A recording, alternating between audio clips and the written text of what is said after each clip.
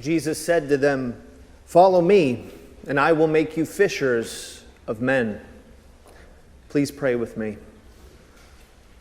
May the words of my mouth and the meditation of all of our hearts be always acceptable in thy sight, O Lord, our strength and our Redeemer. Amen.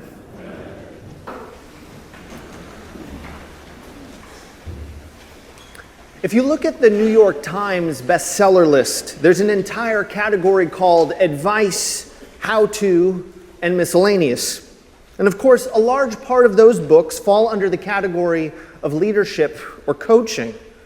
In fact, you can even find a leadership study Bible that claims to explain the leadership principles found in the Bible and how to apply them practically to your life. But what's striking to me is if you look at the ministry of Jesus, I don't know if many of his leadership principles are ones you would want to use if you were running a business or organization in the modern world. There's an old church joke that says, if your core team is 12 people and one of them wants to kill you, congratulations, you have a ministry like Jesus. With that being said, I want to answer two questions this morning. The first is, what is Jesus' philosophy of ministry and leadership? And the second is, what does that mean for you and for me? So we're in the season of Epiphany, a time in which we celebrate the light of the gospel going out to the known world, even to the Gentiles, those outside of God's covenant people. And so Jesus is beginning to recruit. This is going to be his core team, his inner circle. And if you looked in a leadership book, they would probably tell you something like, find someone who's qualified, has an extensive resume, went to an Ivy League school, top of their class, eloquent, winsome, well-read, speaks multiple languages, knows how to use that weird three-pronged salad fork. Someone who has experience with other cultures. Those are the types of people you should be looking for if you're going to bring together a leadership team. But what does Jesus do? He walks along the coast of the Sea of Galilee, and he goes and finds some blue-collar fishermen. And he says, you know what? You like fishing. I'm going to make you fishers of men. Come follow me. In hearing this, you should be thinking, wait a minute, Jesus. These guys are uneducated. They might be able to speak a little bit of Greek for trading purposes, but outside of fishing, these guys have no transferable skills. Are you sure you want this to be your core team? And he will go on to pick Matthew, the tax collector, and Simon, the zealot, people of vastly different political views.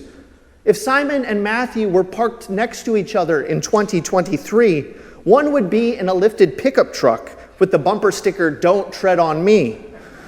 And the other would be in a Prius with the bumper sticker that says, "Feel the burn." Jesus, what are you doing? These disciples of yours are not going to get along. But now let's take a step back and look at Peter and Andrew. And think about the exciting topic of first century fishing. You're welcome. Now, the way fishing worked back then is different than how we fish today. They didn't use a rod and a line and a lure that could just sit there as long as you wanted it to. What they had was a massive net. And you threw the net and you let it spread over all of the water. And then you let it sink to the very bottom. And then you pulled it back up as fast as you could. And this, I would submit to you, is a beautiful picture of Jesus' philosophy of ministry and leadership. And by extension, what this means for you and me. Jesus doesn't start with the successful, with the eloquent, the sophisticated, the top of their class. He starts at the bottom of the sea. And this should be comforting to us. And it will tie into the epistle lesson, which we'll touch on in a moment. But Jesus casts his net and lets it fall to the bottom. And then he brings us to where he is. Instead of needing us to climb some ladder to get to Jesus, Jesus meets us at the bottom of our own proverbial sea and then draws us to himself. That's Jesus' philosophy of leadership and ministry. And that is why the gospel is good news, not just good advice. It's about what God has already done for you, not what you need to do for God. Jesus doesn't need you to be qualified or successful. Although many of you have beautiful gifts that you can use to serve God, you can be exactly who you are, whether it's a fisherman, a tax collector, or an IT support specialist. Jesus is not waiting for you to come to him. Jesus comes to you. James and John were not looking for Jesus. Jesus encountered them exactly where they were. And I think all of us can testify to the fact that we didn't necessarily go looking for Jesus, but rather, Jesus went looking for us. And this ties in perfectly to the lesson from 1 Corinthians, where Paul is writing to a church, believe it or not, that had some issues, some infighting. And one of those factions that was forming in the church was the idea of identifying with a certain leader. Some were saying, I'm a follower of Paul, or I'm a follower of Apollos, or I'm a follower of Cephas. And Paul is reminding the Corinthians that it's not about anything they have to brag about or who they're connected to. And in fact, slightly later in that same letter, St. Paul will go on to say, "For consider your call, brethren. Not many of you were wise according to worldly standards. Not many were powerful. Not many of you were of noble birth. But God chose what is foolish in the world to shame the wise. God chose what is weak in the world to shame the strong.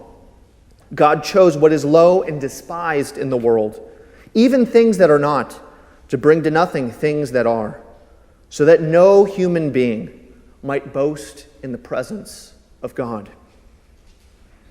St. Paul's point, which we have seen play out in the ministry of Jesus, is that we were not called by God because of our status or that we knew the right people, but rather that we were known by the right person. The good news of the gospel is that God does not call the qualified. He qualifies the called. Jesus comes to you and to me in the same way that he came to James and John, to Simon and Andrew, and says, "Follow me." We have been called by Jesus. The people who sat in darkness have seen a great light. Amen.